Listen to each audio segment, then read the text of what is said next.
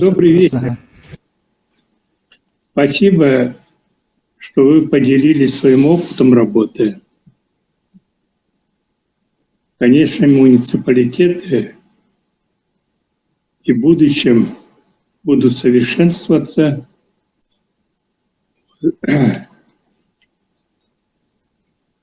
Я недавно встречался с большой группой географов Московского государственного университета имени Ломоносова. И вы слова географии не бойтесь. Там довольно-таки очень углубленно занимаются обустройством России, работой муниципалитетов, районов, городов, в целом территории. Я поразился диапазона исследования, которые они проводят. Первое, что они сказали мне: вы постоянно будете встречаться с трудностями в своем развитии. И они видят эти трудности нашей колоссальной разобщенности. Территория большая, но разобщенность нашей работы еще шире и больше, чем сама территория. Вот возьмемте Заречье, куда 5 улусов наших. Вот сегодня глава Усалданского улуса говорил о стратегии планирования. Ну, а другие улусы этим занимаются или нет? Вот. Другие. Кангаласский, Тюрактинский и так далее. Дальше. Я у главы администрации, главы улуса не услышал, куда основной упор надо делать. Основной упор надо ему делать межулусной интеграции. Потому что рынки у нас очень маленькие. В целом республика это рынок маленький. А внутри республики, вот, допустим, Заречье, какой рынок-то? Что они будут делать? У Салданской улицы. Вот здесь мы проявляем традиционную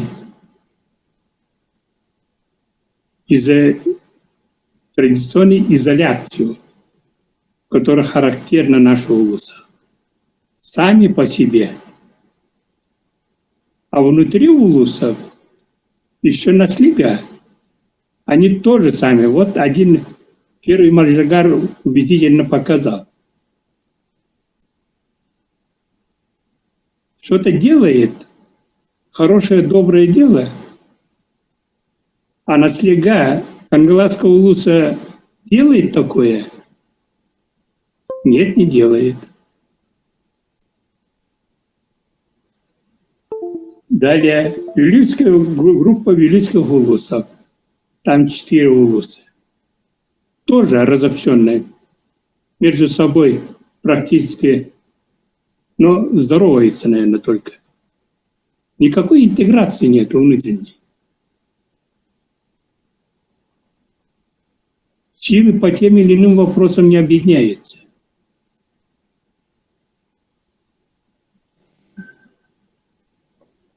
Тогда какое развитие будет? Город Якутск, столица республики, она копошится в своих проблемах. Улицы там, цветы, там дворы чистит, мусор чистит и так далее.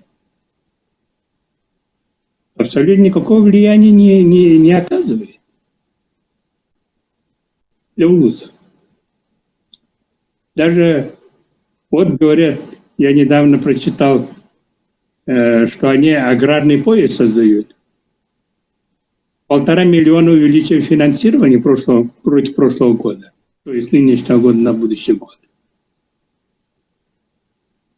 Какой процент сегодня пригородное хозяйство обеспечивает население?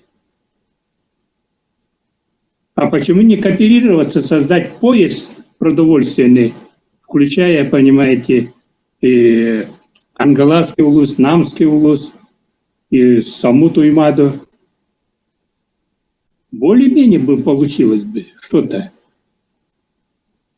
Вот поэтому, по большому, нам не только там на слега имели свои планы, свою стратегию развития и так далее, а нам надо на интеграцию. На интеграцию. У нас пора, наверное, и перейти на округа муниципальные. Чтобы сперва экономической точки зрения, экономика, чтобы у нас была объединена. Вот. То есть растопыренными пальцами. Мирный сам по себе, Нюрнберг сам по себе, город Москва, Якут сам по себе, остальные улусы сами по себе, да еще внутри разделения. Вот здесь попытка, вот Юрий Иванович говорил о пространственном планировании. Так, какие надо точки. Мы в свое время создавали вот объединение Заречье, 5 районов, с таким расчетом, что они были вовлечены в строительство, связанное с железной дорогой. Чтобы оптовые склады общими усилиями не построили без всякого. Так? И так далее. Использовать работы железной дороги общими усилиями. А эта ниша сегодня занята другими людьми, совершенно другими людьми, даже не местными людьми. И огромный, понимаю, капитал через них вывозится из республики. Вы поймите, мы живем в рыночной экономике. Рыночная экономика только тогда называется рыночной, если присутствуют следующие сегменты. Рынок труда, рынок товаров, рынок услуг и рынок финансов. Вот 4 сегмента, когда присутствует в том или иной территории, то она называется рыночная экономика территория. А если нет его, то непонятно. И присутствует и социализм, присутствует и капитализм, притом уродливой форме они присутствуют.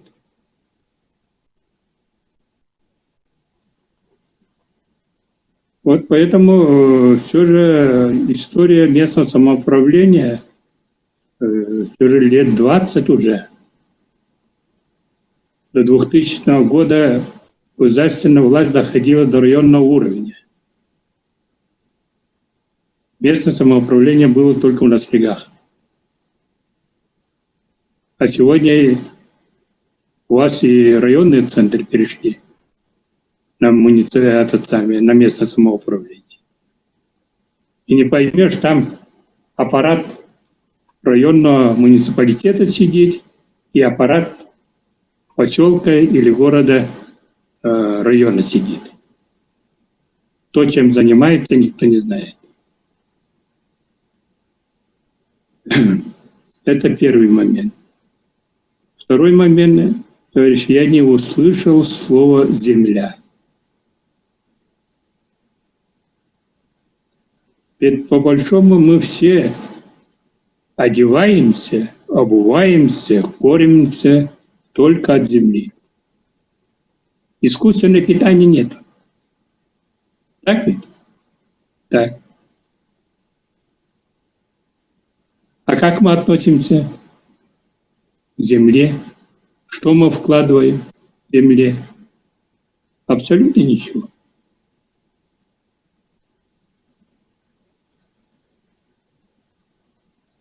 Алексей Алексеевич Кулаковский, когда писал письмо интеллигенции, он первым пунктом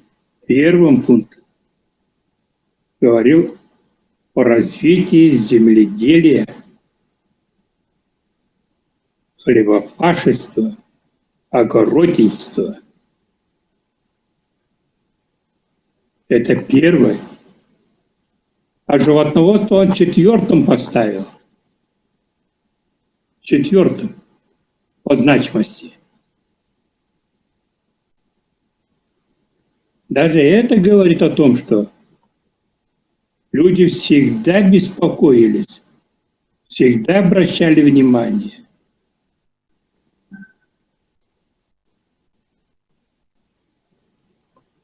Поэтому вот департамент и совет муниципальных образований, подумайте, возможно, мы войдем в предложение главе администрации, что объявить пятилетие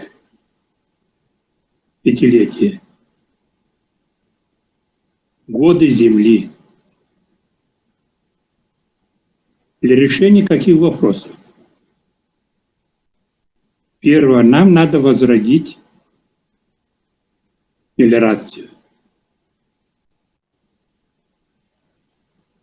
Вот эти годы показывают устойчивость засухи.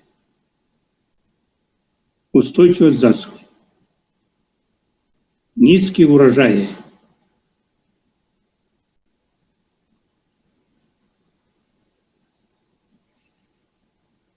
И они по прогнозу будут продолжаться.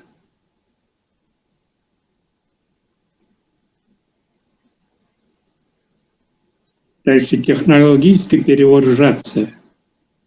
Не поливать, а орошать.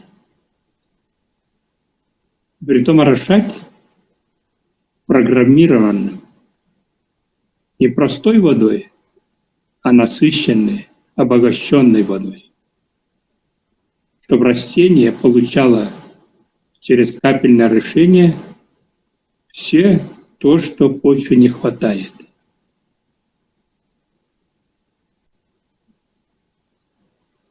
Нельзя же жить. Вот сегодняшние урожаи, это мы получали такие урожаи в 60-х годах. То есть 60 лет тому назад мы с гектара 80-90 центнеров гектара получали картофеля, 100-150 центнеров овощей и так далее.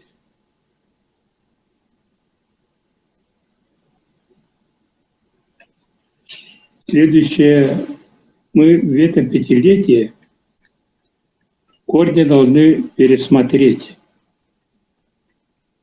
использование земельных участков. Сегодня все роздано.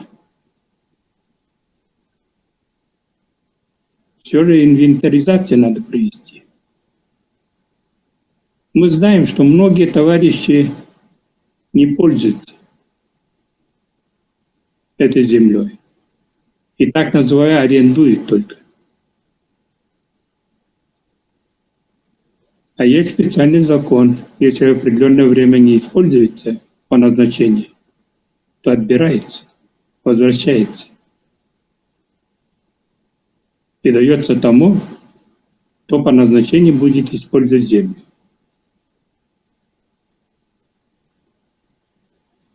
Вот этими гектарами и так далее еще углубили мы. Вот.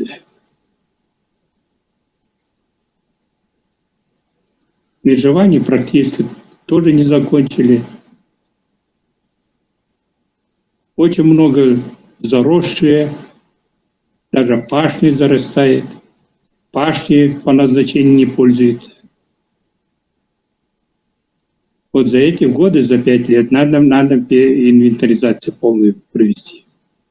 И землю возвратить по назначению использовать.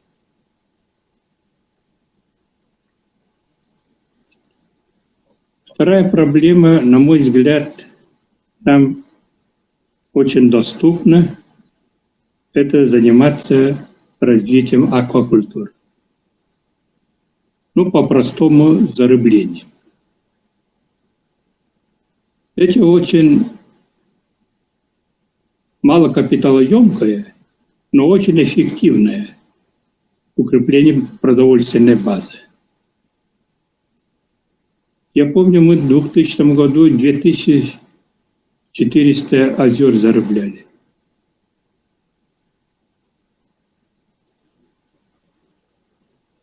Некоторые места новые водоемы создавали. Особенно это касается на территории двух водоводов. Это Лена Тумул-Мюрü и Лена Мундулах-Чуракча, Татта.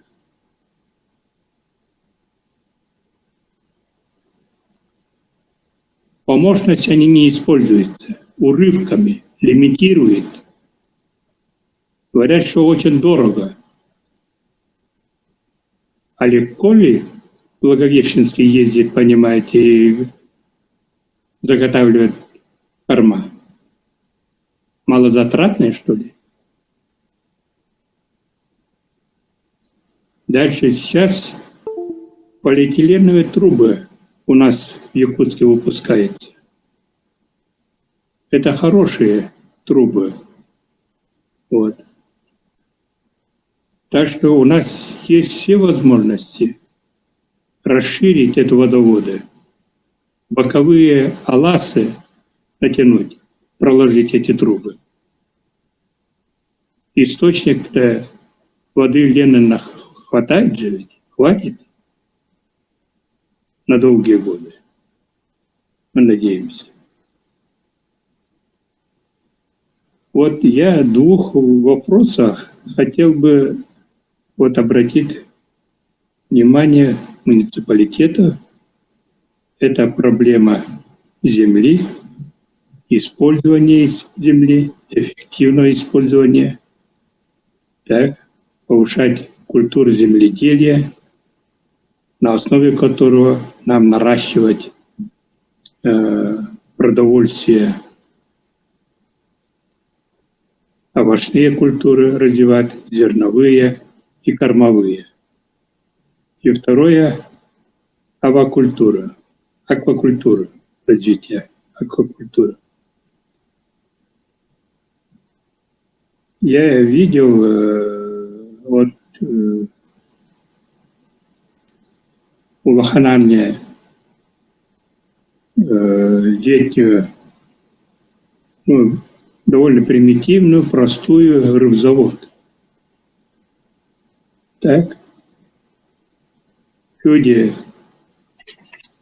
ловят осетра, так, икру берут, потом в определенных условиях мальки выводят, выращивает на несколько недель и обратно отпускает. Вот. Это доступная, хорошая, без больших затрат работа, которая, я надеюсь, дает большие эффекты. Ну и последнее, то, что Юрий Иванович сказал, что использовать надо науку. Сегодня все должно быть на основе науки. Наука сегодня доступна. Науке дали возможность заработать. Поэтому, смотря по профилю и университетских ученых, и научно-исследовательских институтов, ученых. Надо было летнее время привлечь по хоздоговорной тематике и широко использовать их знания. Это более бы быстрее давало эффекты и более эффективно мы бы решали поставленные перед нами задачи. Я благодарю за внимание и надеюсь, что департаментом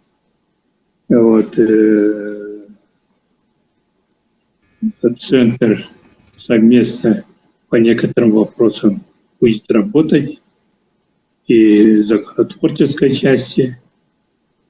Сейчас какие предполагаются изменения в местном самоуправлении принятием нового закона? Кто-то скажет?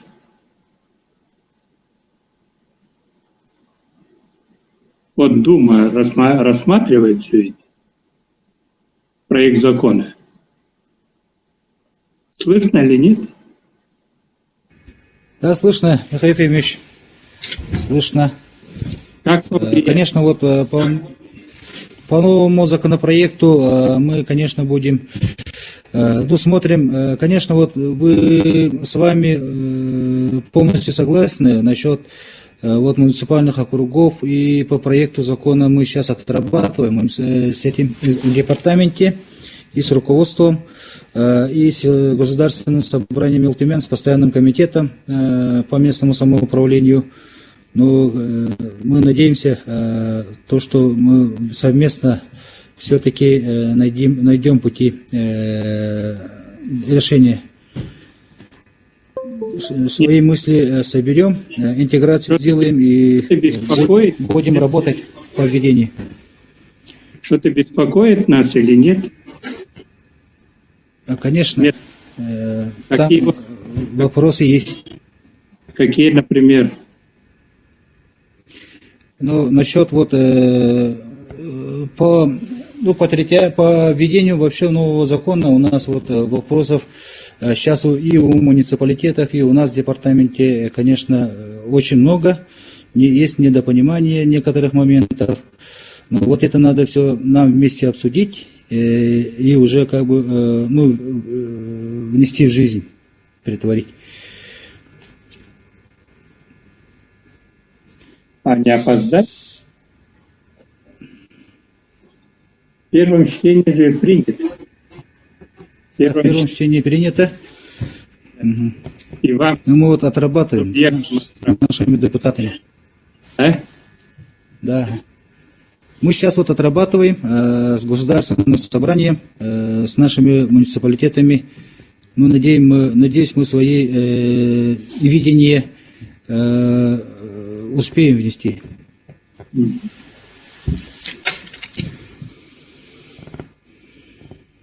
Поздравления, здоровья, всем нужно, поэтому крепитесь, непростое время, и рассчитывайте, что эта болезнь будет сопутствовать нас долгие годы. Это непростая эпидемия. Уже первый сигнал, что ограничить мероприятия среди школьной молодежи до 2024 года, это об многом говорит. Это о длительности процесса. Поэтому то, что сегодня во главу угла ставится поголовная вакцинация, коллективный иммунитет, именно вы вместе со своими людьми, жителями сел, поселков, городов, принимайте активное участие.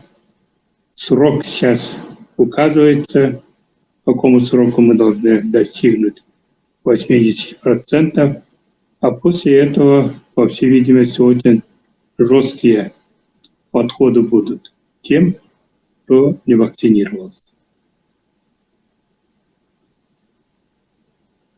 Спасибо.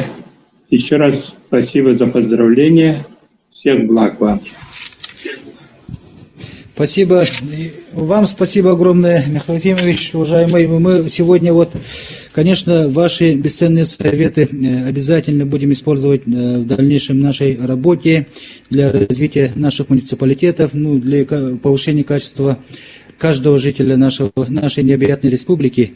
В завершении хотелось бы еще раз отметить по итогам сегодняшних выступлений и обмена мнений будет составлена резолюция. Лучшие практики должны быть тиражированы с учетом тех или иных условий и особенностей, конечно же, иметь мультипликативный эффект.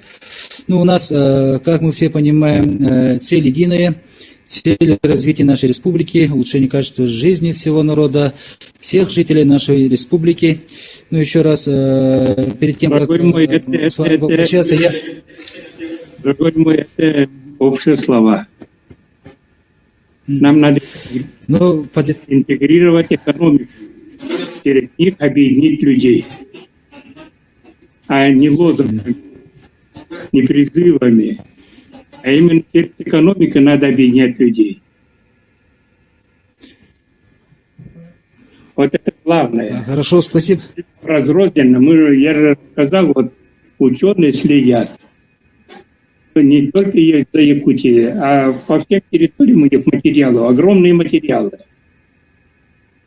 Я с ним согласен, что мы разрознены. Как лебедь, рак да щука. Вот в чем дело. Вот сколько мы теряем из-за этого. Поэтому давайте чтобы и власть, местная публичная власть интегрировалась. Создавали округа, создавали, понимаете, по экономике. Белюйские группы, говорите, Нюрба выступала.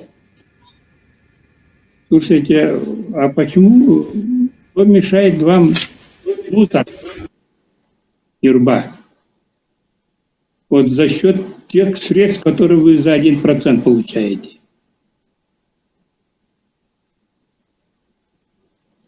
Понимаете, образование, надо его понять, что мы преследуем. Первое мы преследуем, придет время, когда мы в сплошное высшее образование перейдем. Я уверен в этом. И второе – это механизм самозащиты нации. Только образованный якут или русский может защищать себя. Именно своим профессиональным знанием. Пробивать дорогу. Именно накопленным знанием быть интересным. Лоббировать те или иные вопросы. Вот для чего нам нужны, понимаете, знания. Это механизм самозащиты. Самозащиты нашей самобытной культуры, нашего языка, нашей традиции, нашего менталитета. А колледжным образованием или школьным образованием мы ничего не добьемся. Эволюция образования, посмотрите, сперва сплошная безграмотность была у нас. Стали грамотными. Потом имели начальное образование. Школу подготовили перейти на 7-летнее образование. Перешли на 7-летнее образование. Потом образование достигло такого уровня, что среднее образование, сплошное среднее образование. А дальше этим завершается, что ли, образование? Не может быть. Тем более век цифры, век искусственного интеллекта. Только образование нас спасет. А вы, понимаете, заняты, рапортуете, там 15 человек отправили куда-то бульдозеристам или кем-то. А завтра робот придет.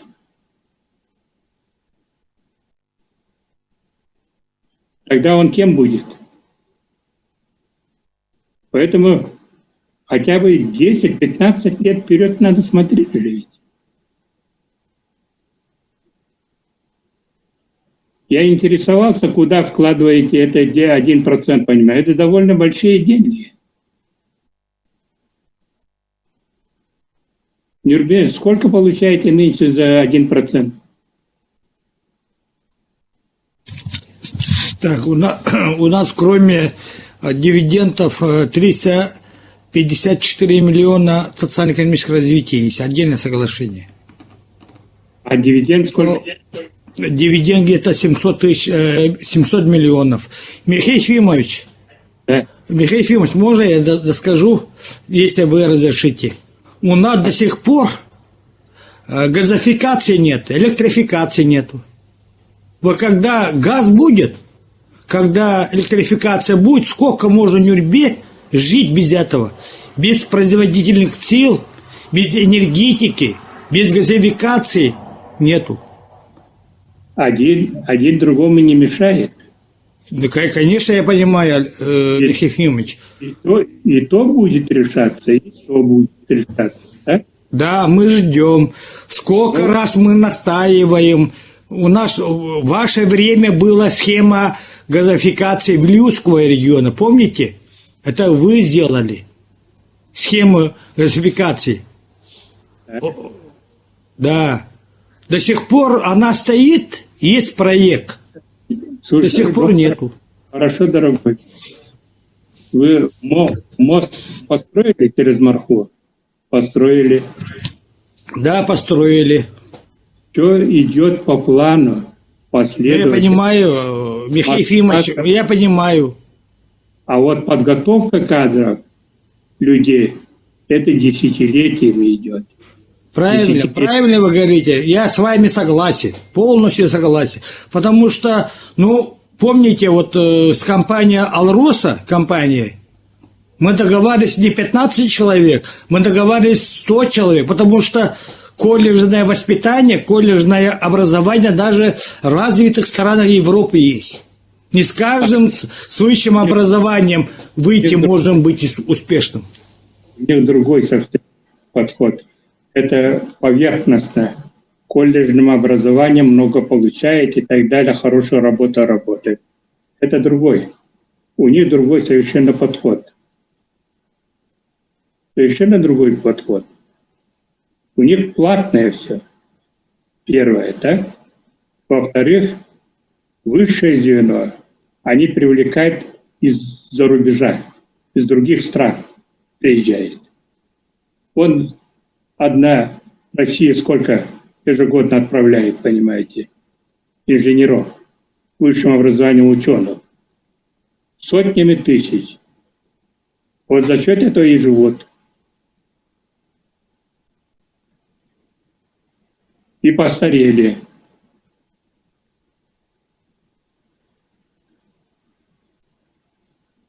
Поэтому давайте не сравнивать. Не зря говорят, что Россия есть Россия. Не Азия, не Европа. А вы все Европу тащите. Хорошо. Поэтому на размышление подумайте, 4 вуз могли бы кинуть, создать высшее учебное заведение Нюрбе. 2 города. Город должен иметь театр, у вас есть театр. Город должен иметь высшее. Надо его... Михаил Ефимович, я в выступлении сказал, что наш техникум Нюрбинска должен быть учреждением высшего образования. Да. Вы это поддерживаете, правильно? Я ставлю наоборот. Да. Спасибо за поддержку, Михаил Ефимович. Ага, хорошо. Всех благ.